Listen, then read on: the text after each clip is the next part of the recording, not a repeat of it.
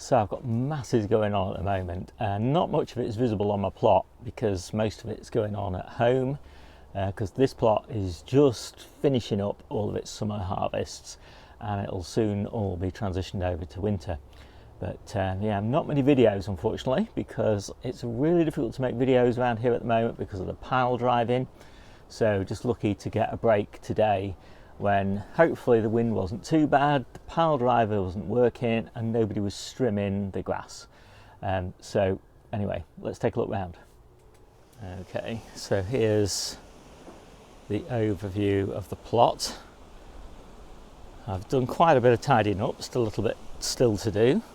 One of the things I've done, for example, is I've tidied up this whole area here at the back of the shed. That means I can put up the trestle tables here when I don't need them from the polytunnel, and that's going to make a big difference to light levels. So here I've got, these are my early strawberries. They'll be 2 years old in spring or thereabouts, and so they're fantastic for an early crop. Yeah, these are my ochre here. They're doing pretty well, so I'm hoping for a good crop of those. Those are just in small pots. Parsnips are doing quite well, quite pleased with those. Really want to pick some and see what they're like, but I'm resisting. Perpetual spinach just going to seed. That'll be harvested soon, finished harvesting anyway soon, and I'll replace that probably with something like spring cabbages. I don't tend to plan at such a fine detail nowadays. These are my potatoes. I don't really know whether I've got blight or wind damage on these. It's not spreading, so I'm not too concerned right now. I did do one quick harvest. These are Christmas potatoes to see what they were like, and they could do with another couple of weeks of growth on them, so I might just leave them. I can afford to lose them, so it's no big worry for me. Carrots, they're pretty good actually. I'll show you those in a minute actually. So underneath here I've got my second early strawberries. So the polytunnel ones come first, and then these, which will be covered obviously with a cold frame top over winter, by my second early strawberries. And then in here I've got my late kale. I'm really pleased with the way this has come on. I used to grow kale in the polytunnel, but I'm focusing the polytunnel now on things that really benefit from it, and I think this kale will do just fine under that little low tunnel there. Put that on in October probably, and you know, I mean, kale will survive no problem outside, but the thing is, if you have it under a low tunnel like that, it'll stay really tender and it'll keep growing really fast all through winter. And I'm just a sucker for tender kale, to be honest. I think that's what it comes down to. So I just popped a few spare lettuces in here, but I've also popped some spring cabbages in some gaps. So those lettuces obviously will be gone in kind of October time. Summer kale bed, that'll be gone soon. That'll probably be replaced by spring cabbages. I've got spring cabbages there. I've got early purple sprouting broccoli there. I've got my last bed of Charlotte potatoes in here. I've just taken the tops off a couple of days ago. May have been a bit of blight on them, so I'm just leaving them till next week and I'll harvest them then. And then in this bed and this bed, in October, November time, we'll go carrots for an early harvest next year. So I think I'm using a mix of Mokum and Miriam, both carrots designed for that purpose. Got a new nice little chard bed coming here, that'll replace this one, and obviously there'll be a cold frame top on here. Again, you don't strictly need a cold frame top for chard, it will survive over winter, but you can't really continuously harvest it over winter, and so that's why we put the tops on, because we're always harvesting. And then in here we've got the sweet potatoes. We're taking a lot of leaves off these at the moment for smoothies. They're looking pretty good. I've tried sweet potatoes many different ways. this is my last attempt to see if I can get a decent crop. I used to have gooseberries here. They never worked for me. They were always really frustrating. We always got mildew or sawfly or whatever, and we didn't really need them, so we've taken them out and put purple sprouting broccoli here, some more purple sprouting broccoli here, and some cauliflowers. We'll see how those go. This was the onion bed. I did pop a few spring onions in there. I was just doing a test really to see whether direct sowing was worth it, and I think my conclusion is no.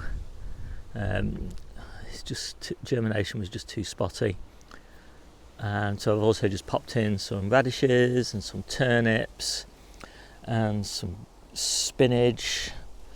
This spinach was sown very late July, and of course it's all going to seed, but it's provided a nice bunch of leaves for the short period of time that it's survived. And this was a bit later, and this is doing better.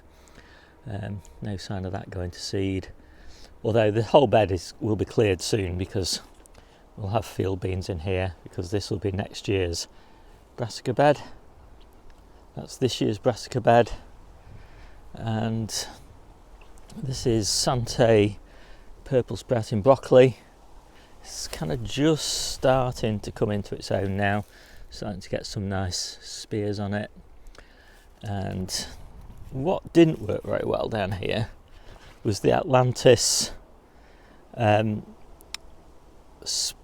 sprouting broccoli. It's not been very good, as you can see here. I mean, I'm not particularly keen on eating that. Nor were these very good. In fact, these were terrible. These were Romanesco cauliflowers, just nothing basically. So I've got to say, really, in general, the summer flowering brassica bed, this bed, has been very disappointing, and so I'll definitely be changing the mix of things that I grow next year. So what else have we got? So we've got perpetual strawberries. They did really well, but they've pretty much come to an end now. Got a few trees in there, apple trees. These are the gooseberries that I'm keeping. To be honest, just that little patch of gooseberries there provides everything that we want for fresh gooseberries.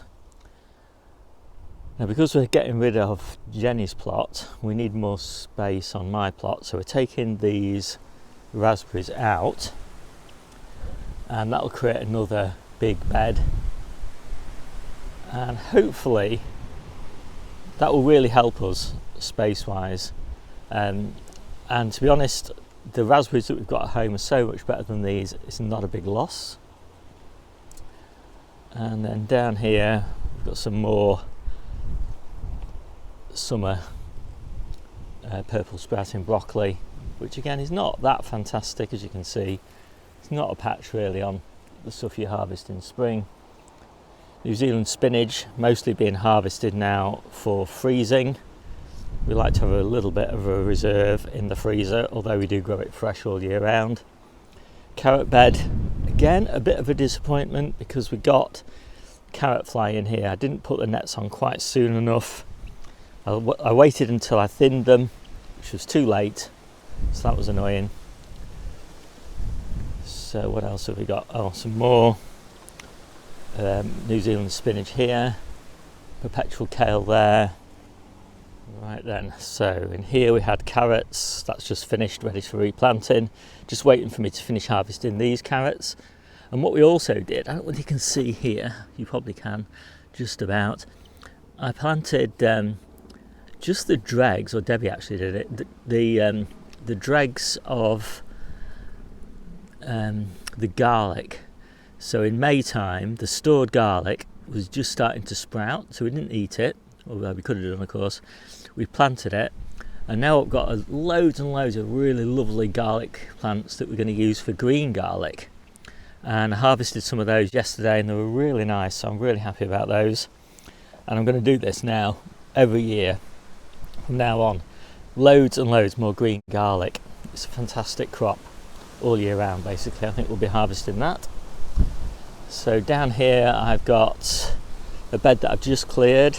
That was early sprouts and early kale, and that will be a big lettuce bed, chard bed.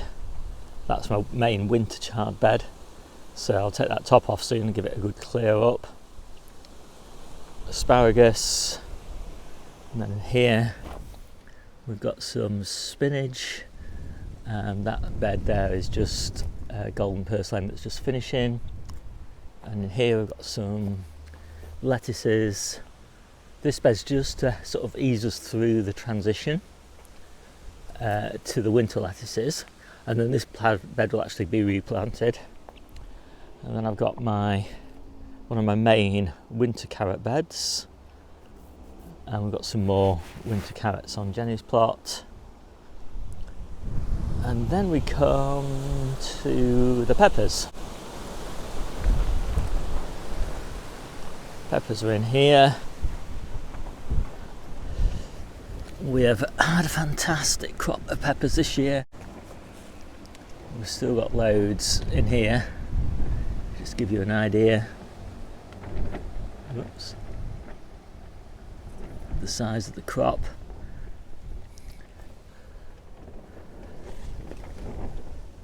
I've got 2 more beds, basically the same.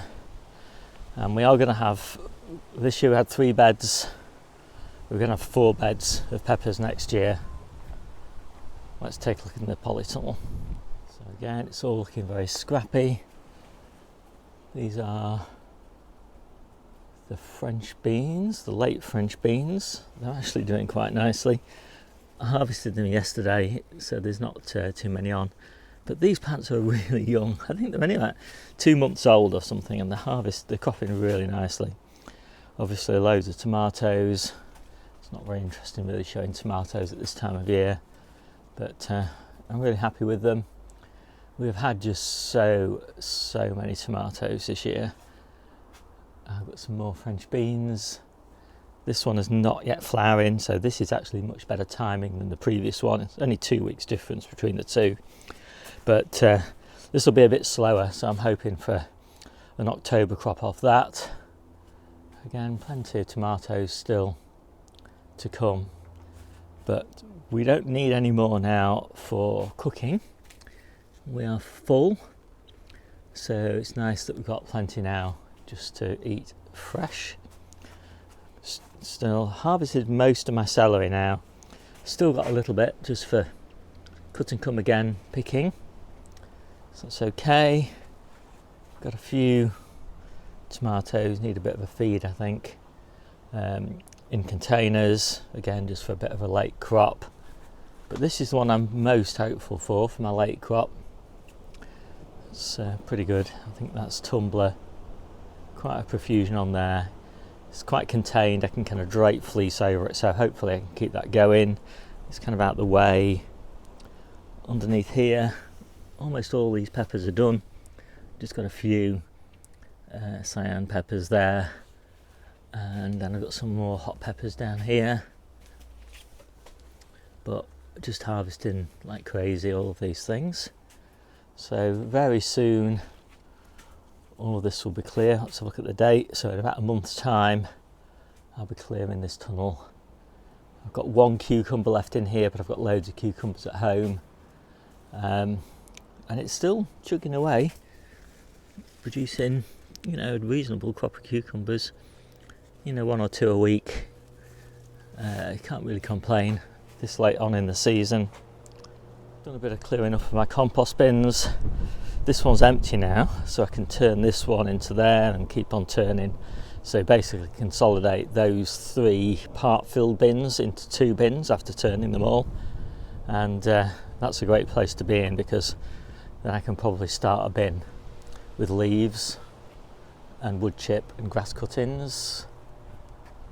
Got some, these are my late carrots. Going to move these into the polytunnel soon. I keep saying that, but I haven't got around to doing it. There's all my cold frame tops, look down there.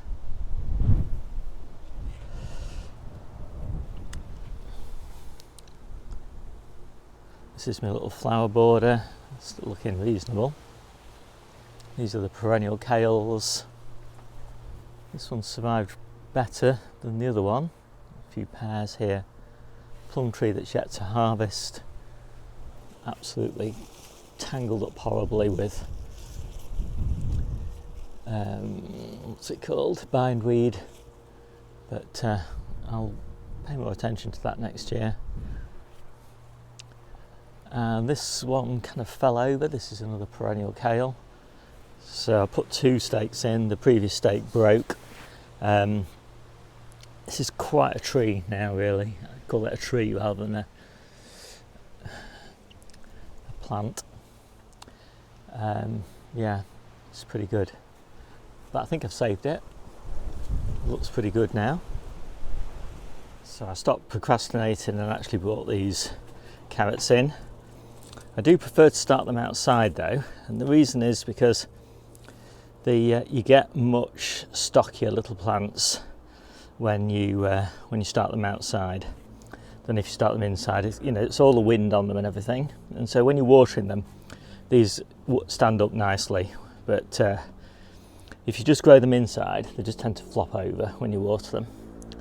So I'm quite pleased with these, reasonably well spaced, and I do keep them raised up a bit because of the carrot fly, which is a real problem around here. There's one here that's a bit worrying, but anyway, hopefully she's okay. So I hope you like this quick video. My name's Steve, this is the Seaside Allotment channel, and I'm really looking forward to the next October video because so much change. I really like a bit of change on the allotment, and I really like replacing all this old dying veg with lovely new plants for winter and spring. See you soon.